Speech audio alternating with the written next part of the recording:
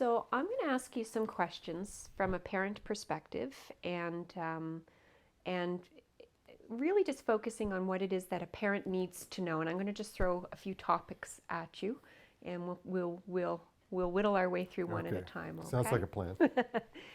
So, what do parents?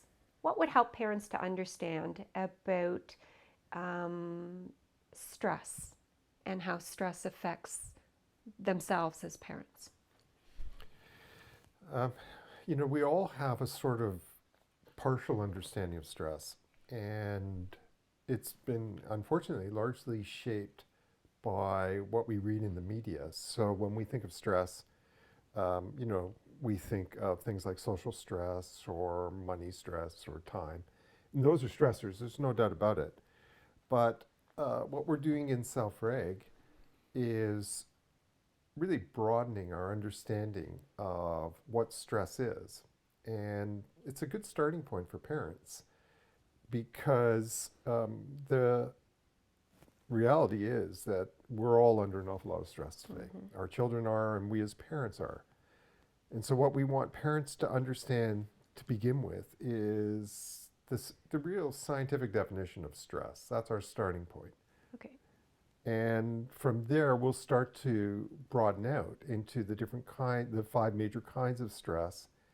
And of course, what we're particularly interested in are the hidden stressors, the stresses that their children are under or they're under without knowing it. And then finally, what we want to know is what effects does having too much stress have on our child's behavior or their mood or their attention or our own. So help me start. Let's start with the definition. What if it's not the mainstream understanding of what I think of as stress? As I've got a lot of work to do. There's Yep. bills to pay. What is it? How do we think of it in a different way? Well, the real definition, the original definition, is really very simple, and that is a stress is anything that requires us to burn energy.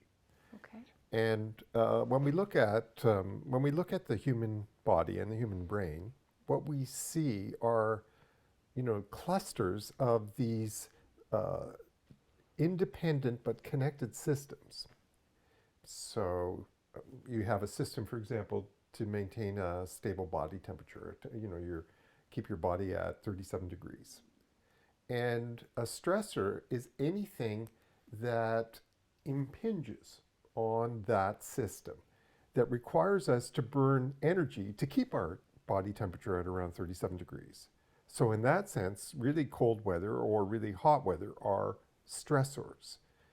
And that's a really good way to start to begin to think about the different kinds of things that we experience, both from inside our body and outside it, that the brain responds to by burning energy in order to maintain uh, whatever the system is in its sort of design optimal range.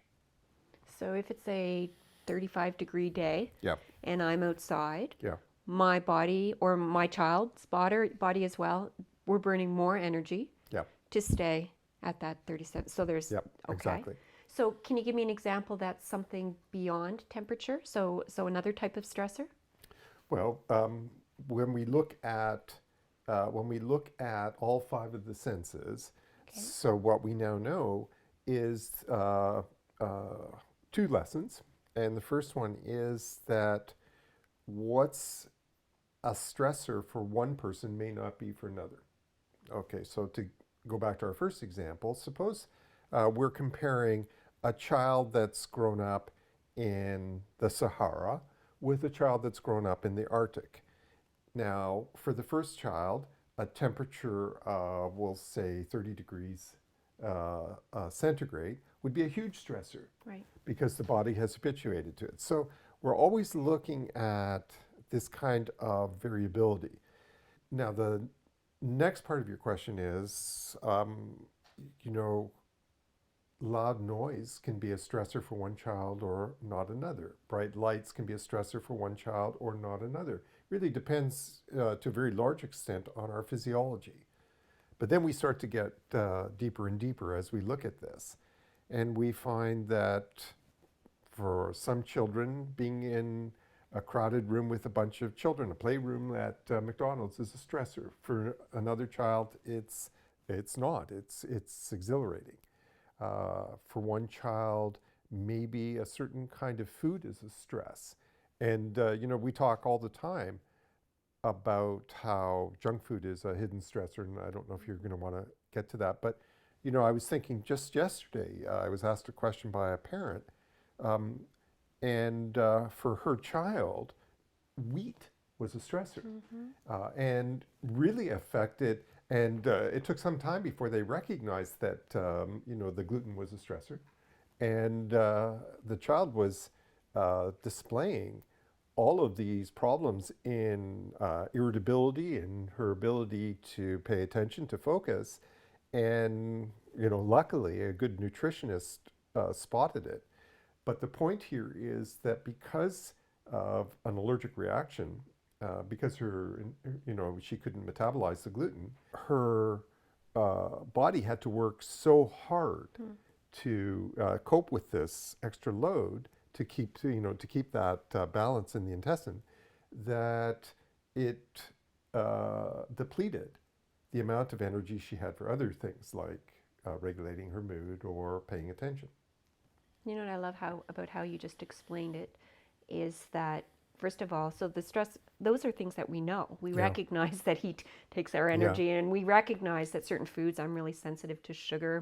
There's certain things. Yeah. But thinking about it as depleting energy, it's taking energy from here that we need for those other things that we want for a child. But it also makes so clear the point you're always saying, that parents are the experts of their own child. Because who else is going to know? My That's a little girl great- is that's- Sienna. I watch her all the time. That's what we do as parents, and we know when we may not always know what's off, but we recognize when something's off, and we can be really, we're the key players. What I love about grounding everything we do in Self-Reg in this scientific understanding of stress is that it enables us now to see there actually are patterns here. There's all these connections between what's stressing my child and my child's behavior or my child's mood, and this is something that really has never been recognized before. And not only does it enable us to understand why there is this pattern, but it gives us tools to address it. And let me just add that the point here isn't that we want to raise our children without stress. Yeah. We know that stress is absolutely essential. It makes us grow. It makes us develop emotionally and spiritually and physically. The problem is when there's too much stress.